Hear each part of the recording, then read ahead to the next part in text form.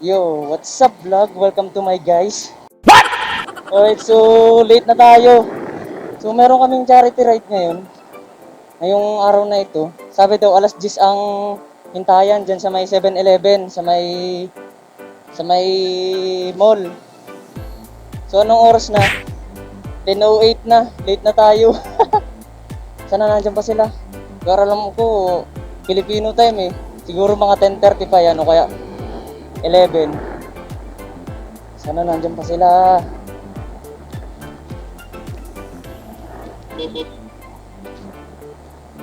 Where are you? Ayun. Sabi tayo sa malilim.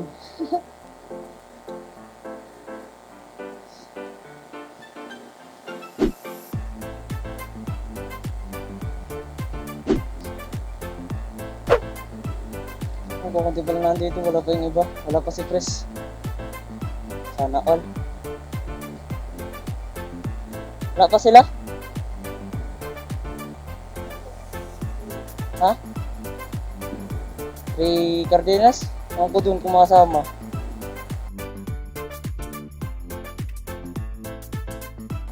Hindi nakapaglinis ng motor. Sana all malinis. No. Signal light. Check na muna tayo kung gumagana lahat ng ano natin. At baka madali tayo niyan kapag nasa kalsada na. Hindi gumana ang iba. Ay, tulis tayo.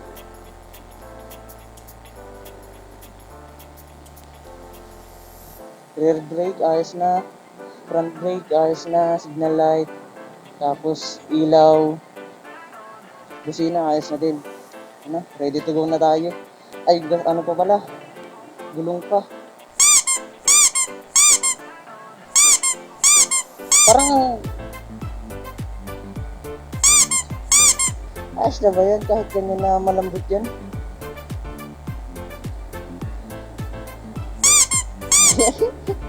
Sa uli yan, parang malambot din. Sira naman kaya yung pabumbahan dyan sa may ano eh, sa Petron saka dyan sa Caltex. So, tatry ko na lang doon muna sa ano, sa dito sa Petron, malapit lang dito. Ano, palagay na muna po ah. Palagay muna po.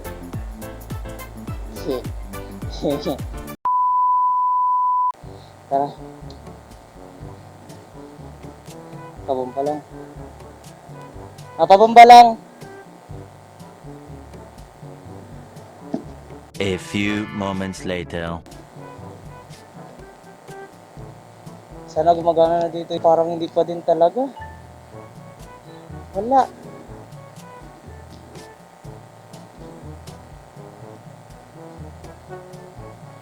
Sira pa. Okay, so magpapakarga mo tayo. So update ko na lang kayo sa kung anong mangyayari. Aalis din kami mamaya-maya kapag nag-ipon-ipon na kami.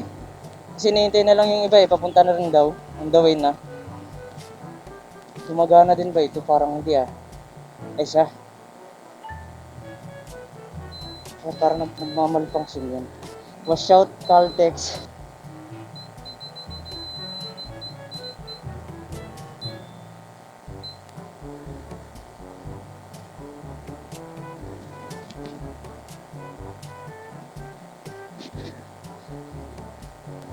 Grabe ang init. Sa kalahating litro. Pwede na yun, laban na yan. Okay, so update lang tayo no. 10:20 na. It's already 10:20.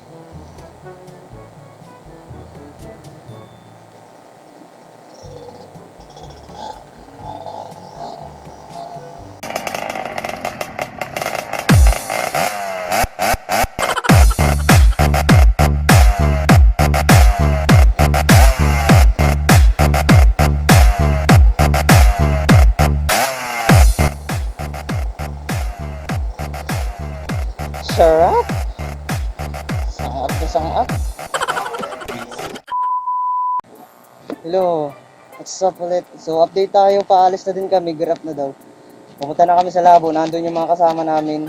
So, kunti lang kami dito sa Daet. Pero dun yung sa labo, wala daw sila. Busy yung iba eh, hindi makakasama.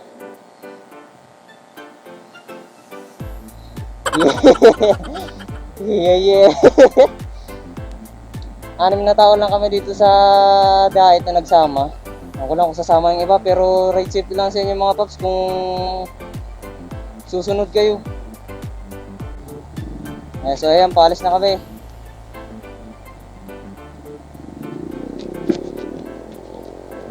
Okay, so on our way to Labo para i-meet yung mga kasama namin doon. And then mag-proceed na kami doon sa Barangay Maligaya ba yun? Barangay Maligaya o Maligaya Falls? Yan, doon. Basta doon. Alaman na lang yan mamaya. So makikita ninyo kung saan yung parte na yun. Yan, so yan, kung nakikita ninyo, kukunti lang kami oh.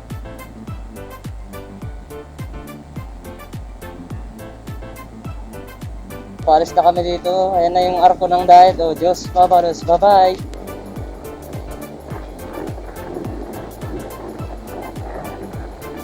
Sishelaw ako. Okay, so kung nagtatanong kayo kung bakit naman ito ginagawa din namin ito para pampatanggal ng kate kasi dahil na nga din sa pandemic na ito, dahil sa COVID, hindi kami nakakapag-ride kung saan. Saka ang pinaka main purpose talaga nito is para makapaghatid kami ng tulong dun sa beneficiary namin.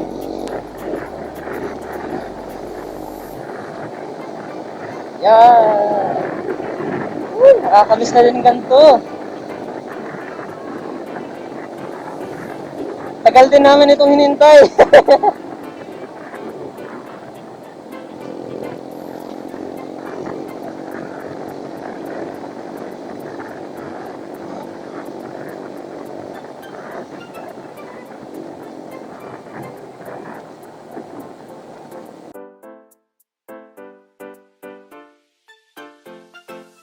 Yun na nga. So pagkatapos na makahanap ng beneficiary o yung matutulungan namin, kukontakin nyo ng yung tao na nakahanap doon. So halimbawa, ako nakahanap ako ng tao doon sa labo na tutulungan. So kakausapin ko yun ng details kung ano yung kung magkano yung kailangan na pera o ano yung kagamitan na gagamitin niya.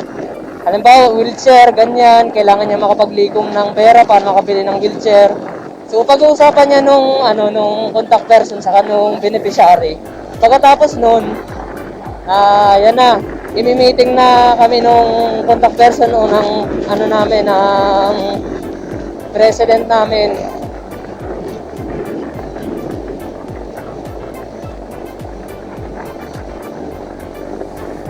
And so ito yung mangyayari kapag nagsama ka sa rides namin o sa kada charity rides ng mga riders. Hindi ka lang nag-enjoy na mag-ride, ma-enjoy mo pa yung view ng ng lugar. Halimbawa dito sa Bicol, ayan napakaganda kung nakikita ninyo. Oh, ha? Ayan. Pagkatapos, nakakatulong ka pa sa kapwa mo, susang ka pa. So mamaya, bibigay ko sa inyo yung detalye o sasabihin ko sa inyo yung detalye kung paano ba makasali sa grupo namin.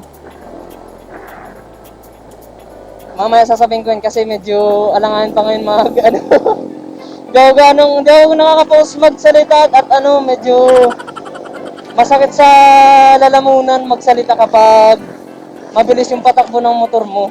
Sagip na sagip mo yung hangin saka hindi ka makapaghinga ng maayos.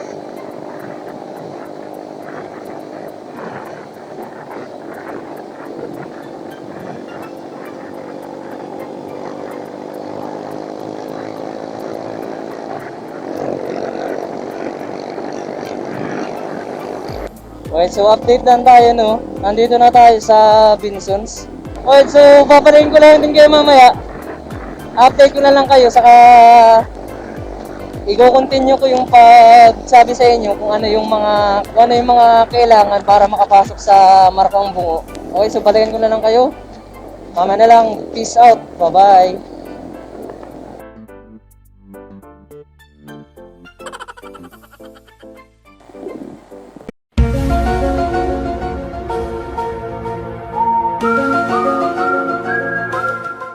Okay, so update tayo Nandito tayo ngayon sa Labo. Kasama na namin yung sa Labo chapter. Marami-rami ko na sinalita kanina. Anong nangyari? Nawala pa rin siya pinagparasalita ko sa bago. Ano? Hindi na record ko kaso lang nawala. Grab na daw kami, pupunta na kami, alas na kami.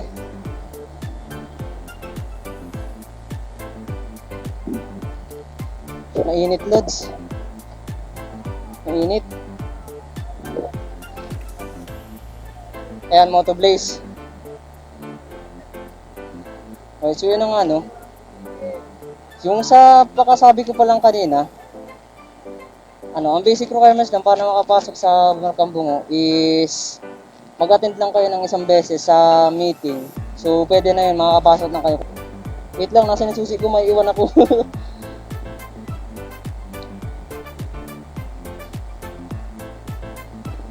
Ayun na yun sa Labo chapter. Nauna na si Moto Blaze, nandun na sa unahan. Yeah, Moto Blaze. Ayan, so nasa uli natin si Moto Blaze, ayan, oh. Moto Blaze is in the house. While on the way sa destination namin, sa pupuntahan namin, sa Barangay Maligaya.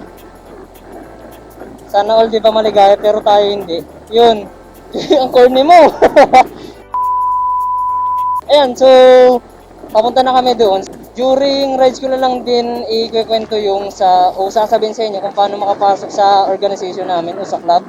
Bago tayo magsimula, kasi sa bawat organization, sa bawat riders club, meron silang mga basic requirements. So, ang pinakauna talaga niyan is ORCR. Dapat siyempre may ORCR ka. And then, driver's license, yun ang pinakamahalaga. Pagkatapos nun, rehistrado dapat yung motor mo. Yun lang, yun ang pinaka-basic requirement sa kada riders club. Lalo na sa Marcambungo, sabi nga ni Pres kanina, kaso lang hindi talaga na-record. Ayan, pagkatapos, para makapasok ka sa amin, ang kailangan lang is isang meeting, gaya ng sabi ko kanina, isang meeting lang. Isang meeting na naka-attend ka sa amin, yan, official member ka na. Yung sa mga nais na sumali sa group namin, yun na nga, yung basic requirements lang, dapat ma-meet ninyo yun. Okay, so on the way na kami sa Barangay Maligaya. A few moments later.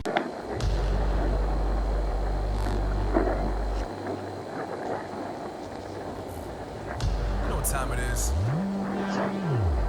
Marvin Devine, Uber, Axel. Nakakabitin! Nakakabitin mga lods!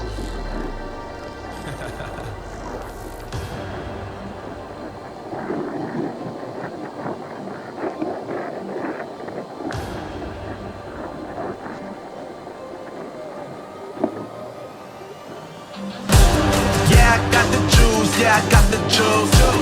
Big game cool, make them look like cool. Always play cool, that's the biggest rule. Forget what they doing, keep on. Ako na muna sa inyo, wait lang.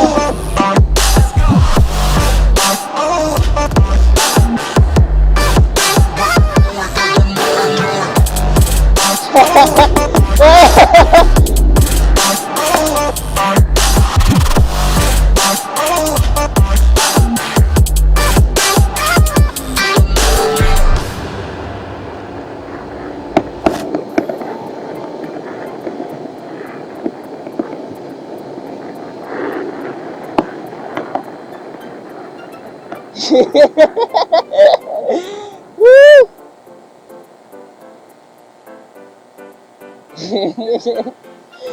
Pasensya na, Pres, pasensya na. Yan, di ko na napigilan, kinukulangan talaga sa bangking. Nasaan na sila? Tayo na.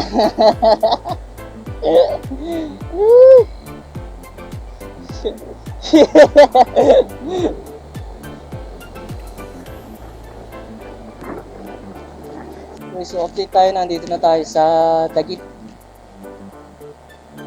Nangyari, na-flat? Oy, na-flat. Si Papa P, na-flatan. Oh, shit, dito.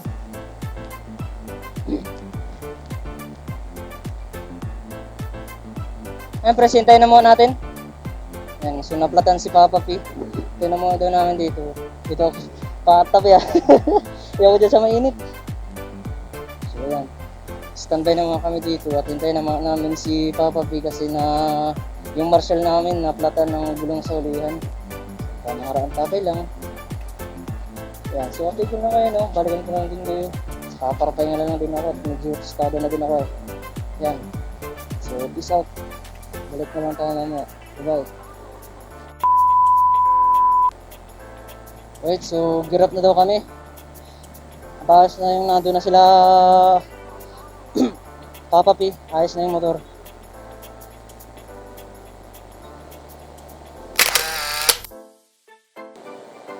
Yeah, shoutout sa'yo, Pops.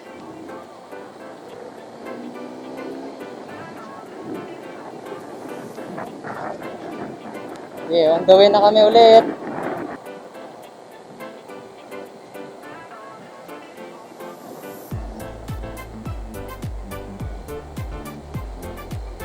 So dun sa pupuntahan daw namin, sa may papasok pa siya, sa may looban pa, saka time check tayo, it's already 11:57 na nga oh.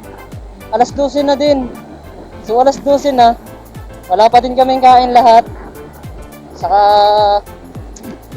on the way pa din kami doon sa destination namin sa Barangay Maligaya. Dito sana yung magandang bangkingan oh. Kaso lang hindi tayo pwedeng magbangking. Delicades, baka magalitan tayo ni Pres.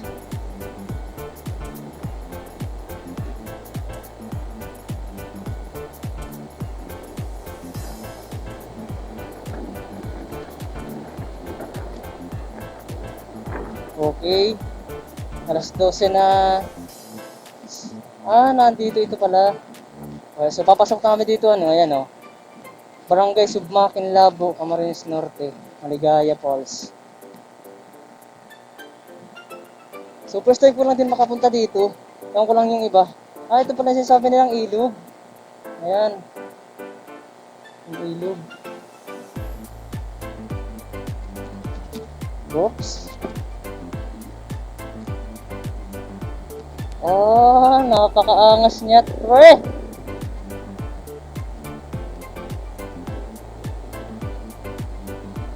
Ganda, approve.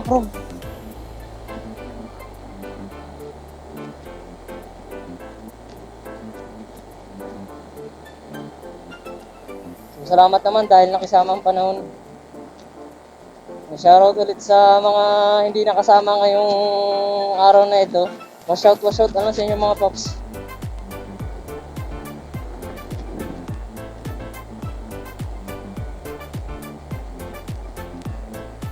Cute.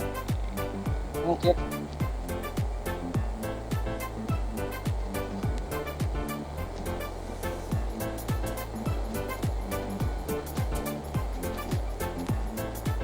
Oo nga pala. So nalimutan ko palang sabihin. Sa mga nagtatanong kung saan nagsimula o kung saan yung pinaka main branch ng Markang Bungo.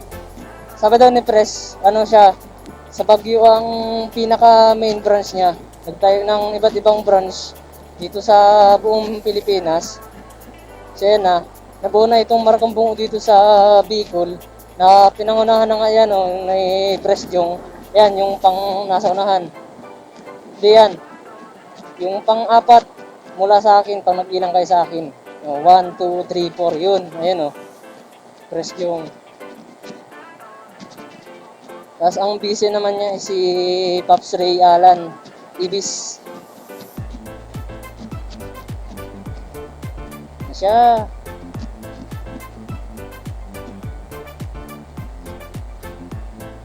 Yan, marami din kaming batalyon ngayon. Yan, so nandito na tayo ngayon sa Barangay Maligaya.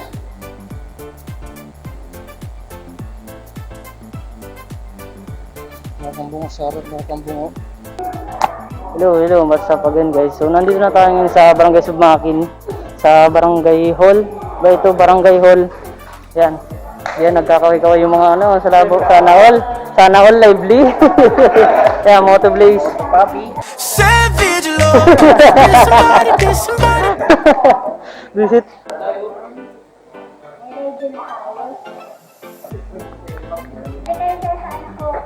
Ilan yan? Sa birthday ko. Ay, yung isa na yun.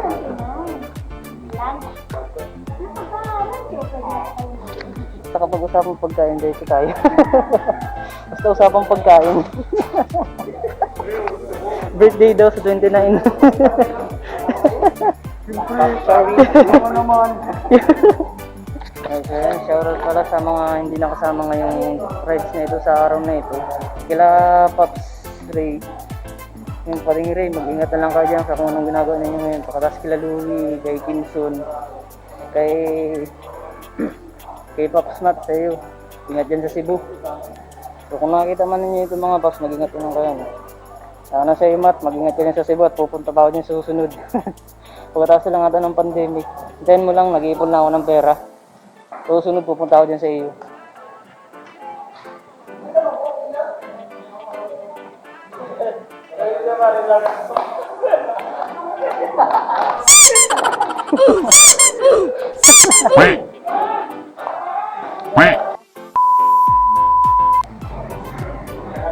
So, update lang, no? Pali, maalis na din kami. So, update ko lang kay mama kung anong gawin namin. Actually, kakain na din kami. Gutom na kami. So, yun. Salamat sa pagantabay. Kayan ko na lang kayo. Baka mayon ako eh.